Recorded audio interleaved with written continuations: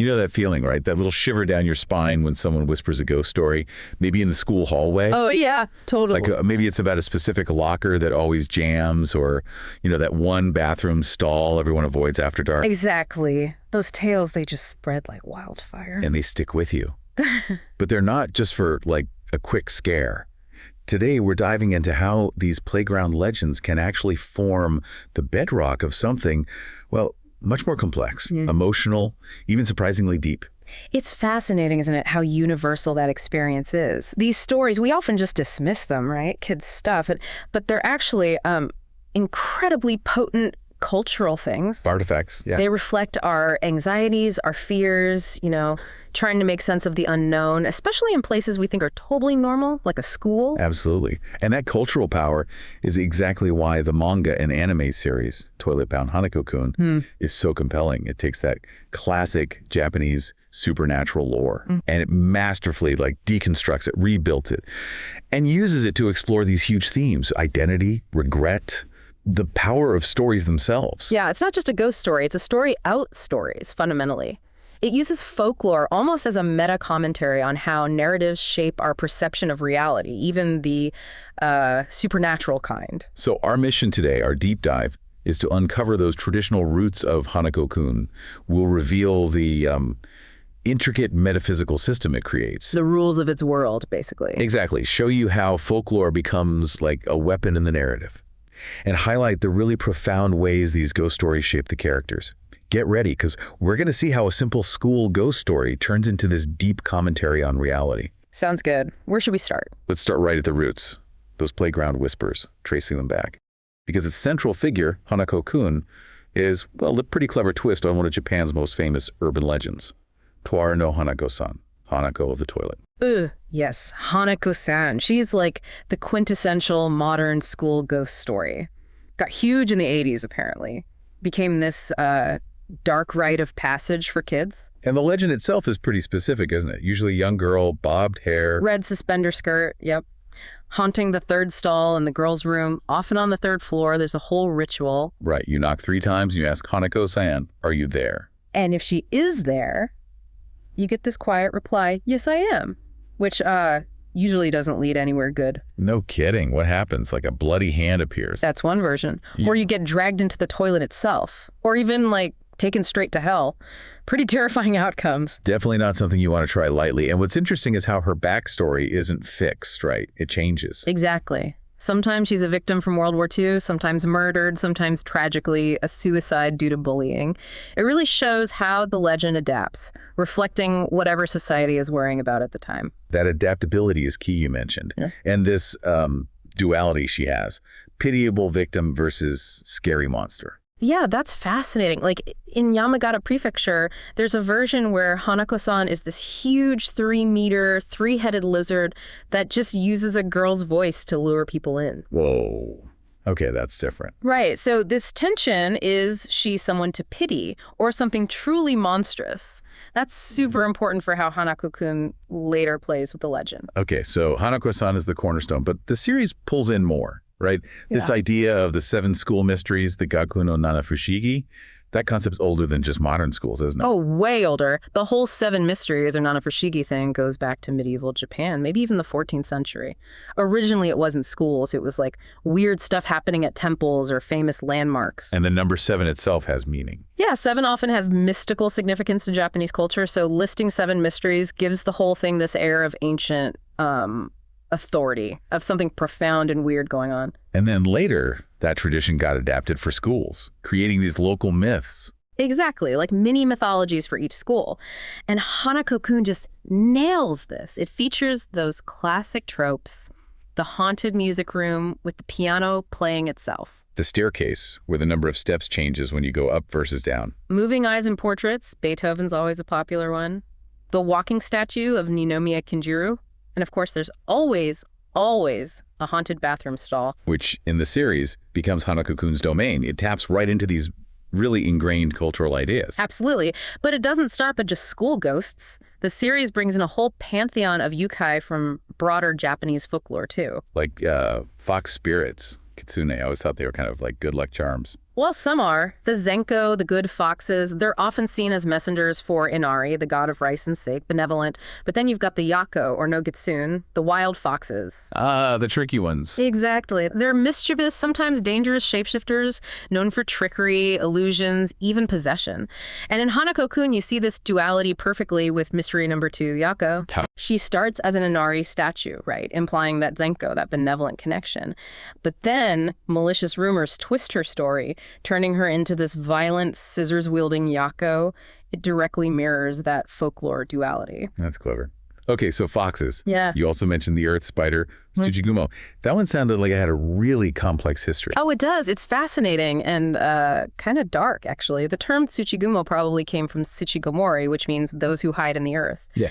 It was a derogatory term used by the ancient Yamato court. For who? For indigenous clans in Japan who resisted imperial rule and, often lived in caves or pit dwellings. So it started as this dehumanizing label for real people. Wow. And over centuries, that turned into a literal spider monster. Pretty much. That prejudice, that othering, it literally transformed these people into monstrous spider yukai in the folklore. A powerful example of how stories can create monsters. And Hanako-kun uses this too. Directly. Mystery number 5, Tsuchikomori, is this spider-like being. And what does he guard? The 4 o'clock library, which contains the history, the past, and future of every student at the school. So he's a keeper of records. Kind of like how the imperial court wrote the history about the Tsuchigumo clans? Exactly. It's a subtle but powerful parallel.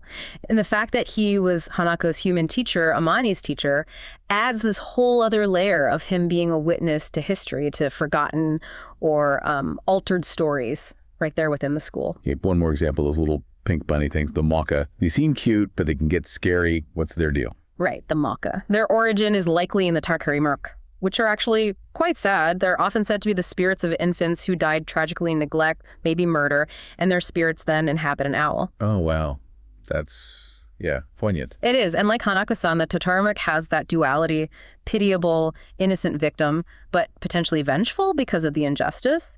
The series plays on this perfectly. They adapt them as these cute, pink, candy-loving mocha. Which seems harmless. Totally harmless at first, but then it shows how malicious rumors spread by humans can corrupt even them, turning them into these dangerous, monstrous amalgamations.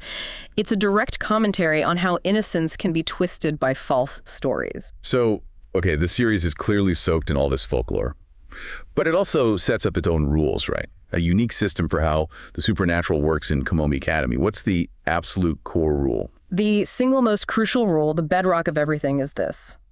A spirit's existence, their appearance, their powers, even their personality, it's all defined by the rumors humans tell about them. Literally defined by gossip. Literally. If a rumor changes, the spirit changes. If a rumor fades away completely, the spirit risks disappearing, vanishing from existence. It makes their reality incredibly fragile and dynamic. Wow.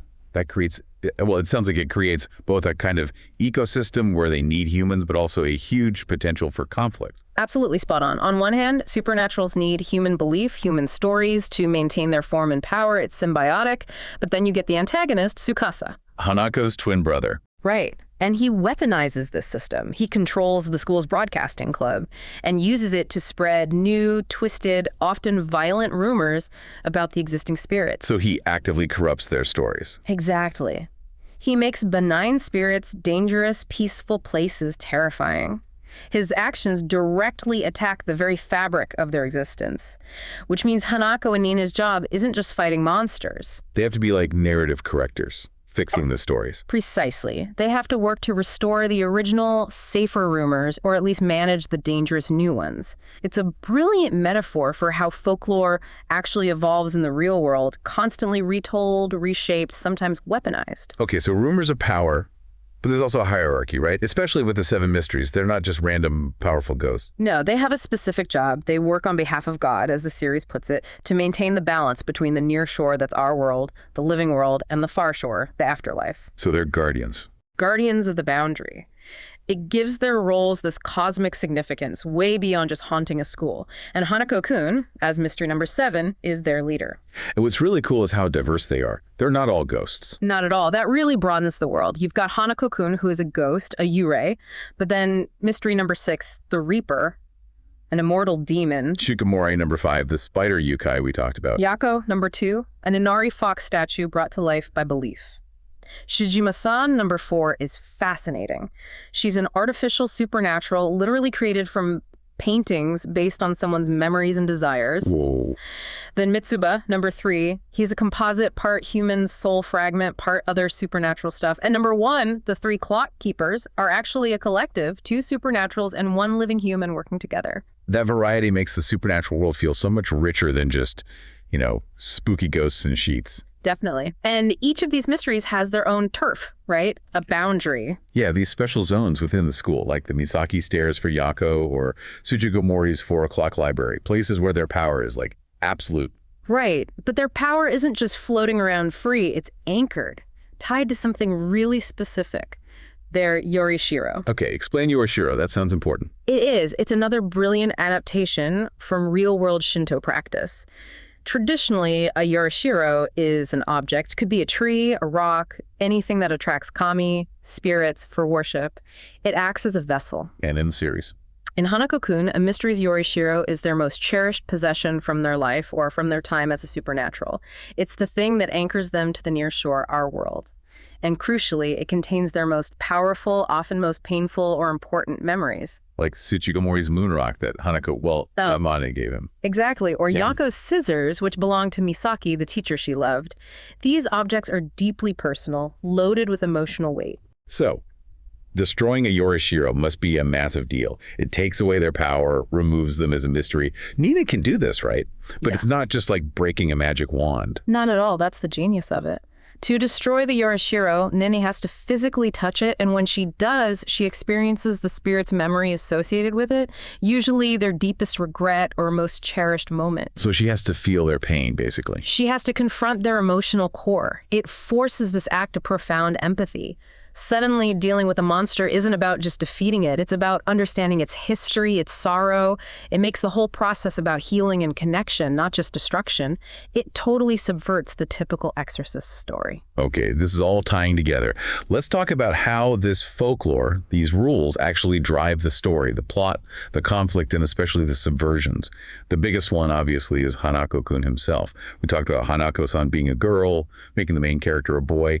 That immediately signals something's different. It's a huge signal. The gender swap is deliberate deconstruction right from the start. But like you said, it goes way deeper. The original Hanako-san is almost always a victim. Right, something bad happened to her. But Hanako-kun, in his human life as Amane Yugi, he wasn't the victim, he was the perpetrator. He murdered his twin brother, Tsukasa. Yeah. That revelation just flips the whole script. The central mystery isn't what happened to this poor ghost. It's what did he do? Why did he do it? Which completely changes his role as a school mystery. It's not just haunting, it's penance. Exactly. It's his way of atoning for that past sin. He's bound to the school, maintaining balance, partly as a way to make up for the ultimate imbalance he caused. This lets the series explore much darker themes: guilt, trauma, forgiveness, mixing that tragic shonen hero backstory with, surprisingly, a shoujo romance angle. And the whole 7 mystery structure, it gives the plot a really clear shape, doesn't it? Arc by arc. It works beautifully. Each major story arc tends to focus on investigating, confronting, and ultimately dealing with one of the 7 mysteries. We explore their specific boundary, learn about the rumor controlling them, and eventually find and deal with their Yorishiro. Like the Misaki Stairs arc introduces us to Yako, her story, her boundary. Yeah. Then the 4 o'clock library arc does the same for Tsuchigomori. It feels like you're peeling back layers. Exactly. It's a really effective way to build the world piece by piece. And with each mystery they deal with, they usually uncover more clues about Hanako's own past, about Tsukasa, and about the larger forces at play. It takes what could be a Monster of the Week format and turns it into this journey of narrative and thematic discovery. You could almost see it as therapy in a weird way. Going into the spirit's mind, their boundary, and dismantling their core pain by confronting the Yorishiro. That's a great way to put it. And of course, you need a good antagonist to drive conflict. Enter Tsukasa, Hanako's twin. He's not just generically evil, though. He's like Hanako's dark reflection. A philosophical foil, you said earlier. Yeah. Hanako is all about duty, maintaining balance, accepting consequences. Tsukasa, he represents total chaotic indulgence. He believes everyone, human, supernatural, whatever, should just fulfill their desires no matter the cost to others. Consequences don't matter. And he uses that rumor system we talked about as his main weapon. Yep. He goes around granting wishes by altering stories, twisting rumors to make supernaturals more powerful, more violent, more aligned with chaotic desires. He directly opposes Hanako's duty. Their conflict isn't just sibling rivalry, it's a fundamental clash of worldviews. Order versus chaos, responsibility versus unrestrained freedom. And they fight it out using stories. It's really something how this whole supernatural framework isn't just cool world building. It's essential for the characters' journeys. Let's talk about Nene Ishiro. She starts off, well, a bit shallow. Definitely. She's introduced as totally romance crazy, summoning Hanako, basically hoping he'll be her supernatural matchmaker. Pretty self-centered wish. But things change fast for her, especially with the mermaid's curse. Oh, yeah. That curse, ingesting the scale, binding her fate to the supernatural, turning into a fish in water, it's huge. It becomes this physical manifestation of her anxieties, her feeling like an outsider, her social awkwardness. Suddenly, her connection isn't just a wish, it's her reality. And her ability to destroy the Yorishiro, forcing her to see their pain. That must be what really changes her. It forces empathy. Absolutely. That repeated exposure to the raw pain and regret of these spirits, it chips away at her initial selfishness. She evolves from wanting to use the supernatural for her own romantic goals to genuinely wanting to understand and help these tormented souls. And then there's the added layer. Her own lifespan. Yeah. The revelation that she doesn't have long to live adds this incredible depth and urgency to everything. It makes the themes of mortality, the value of time, intensely personal for her. Then you have Kuminamoto, Yeah. the exorcist kid. Starts out totally rigid. All supernaturals are evil, must exorcise. He really does. He comes from this famous line of exorcists armed with the Raiteju, this powerful spiritual weapon. His initial worldview is completely black and white. Apparitions is bad. Full stop. But his encounters, especially with Hanako, and then later with Mitsuba, they shake that up. Big time. Trying and failing to exorcise Hanako is one thing, but his relationship with Mitsuba, this lonely, regret-filled ghost who just wants friends and validation, that completely shatters his rigid dogma. He sees firsthand that spirits aren't just monsters. They can be victims too, full of longing and sadness, just like humans. So he ends up rejecting his family's way, forging his own path. Pretty much. Yeah. He makes a conscious choice to prioritize understanding and connection over blind destruction. His goal shifts from just exorcise evil to protecting his friends, whether they're human or supernatural. He becomes this bridge, refusing the simple answers. And finally, Hanako-kun himself. That playful, teasing exterior. It hides a lot, doesn't it? Oh, absolutely. Underneath the mischievous act, there's profound guilt over murdering Tsukasa, deep loneliness from decades of being bound to the school, and a huge amount of self-loathing. His ghostly form, itself translucent, stuck in one place, is like a metaphor for being trapped by his past. So his bond with Nene and Ku must be incredibly important for him. Maybe the first real connections he's had in ages. Definitely. Their friendship, Nene's willingness to see past his facade, it forces him to confront emotions he's kept bottled up for 50 years. Nene especially breaks down his walls, seeing the wounded, lonely boy Amani Yugi underneath the powerful number 7. And his past is Amani, the kid who loved astronomy but was resigned to be a science teacher. Yeah, that adds another layer of tragedy. Lost potential, a future he never got. His whole struggle becomes this balancing act, trying to accept his terrible past while desperately trying to protect the future of others, especially Nene, whose time is running out. It's just incredible how Toilet-Bound Hanako-kun uses these old stories, ghost stories, folklore, to talk about things that feel so relevant now, like the whole idea of the lingering past, guilt, regret. Yeah, the series is so powerful in portraying supernaturals not just as threats, but as individuals who are fundamentally haunted by their own unresolved trauma. Hanako's guilt, Mitsuba's regret about not having friends or being forgotten. It speaks to that universal human thing of being shaped, sometimes trapped, by our past. And that rumor mechanic we keep coming back to. It feels like such a potent metaphor for identity today, especially with social media, online reputation. How much public stories shape who we are or who people think we are? It's a scarily accurate allegory, isn't it? The character Mitsuba is the perfect example. He gets destroyed, then basically recreated by Tsukasa based on a twisted rumor with fragmented memories. It forces you to ask, what is identity? Is it some core, authentic self inside?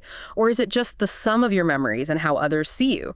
The series suggests identity is maybe way more fragile, more manipulable than we like to think. And then there are the relationships, especially Nene and Hanako. A mortal girl with limited time and an immortal ghost. It's inherently bittersweet. Their connection is defined by that impossibility, really. Nene's short lifespan means there's no conventional happily ever after waiting for them. It adds this constant urgency. The meaning isn't found in some perfect shared future, but in the choices they make now, the connection they forge in the limited, messy present. It's not just romance either, is it? Friendship seems just as important. Absolutely. Ku's unwavering loyalty to Mitsuba, even after Mitsuba is changed and arguably dangerous. It really champions friendship as this powerful force that can bridge huge divides, even life and death. The suggestion is that these emotional connections are what give life meaning, regardless of circumstance. And maybe the school setting itself is part of the message. All these spirits embody adolescent anxieties. I think that's definitely intentional. Hanako's struggle with past mistakes he can't escape. Nene feeling like an awkward outsider. Mitsuba's desperate need for social validation and fear of being forgotten. Even things like the hell of mirrors preying on insecurities about appearance. These aren't just random monsters, they're like walking metaphors for the internal hauntings of growing up. The ghost stories become a language to talk about those feelings. So, wrapping up, we've seen how Toilet-Bound Hanako-kun is way more than just a fun, spooky story. It's really a masterclass in taking old folklore, ancient Japanese legends, and weaving them into something incredibly resonant for today. It tackles identity, regret, connection. It really shows how the oldest stories, if you retell them with creativity and heart, can become profoundly relevant, speaking directly to modern anxieties. Which leaves you thinking, right? The very existence, the very nature of these powerful supernatural beings depends entirely on the stories humans tell about them. Well, what does that suggest about the stories we tell about ourselves, about our communities, about, I don't know, reality itself? Yeah. How much of what we accept as true is maybe just a really powerful, really pervasive rumor that we've all kind of agreed on? Maybe the biggest power of folklore isn't just entertainment. Maybe it's reminding us that the narratives we share, the stories we tell, they shape our world far more than we usually realize. Food for thought.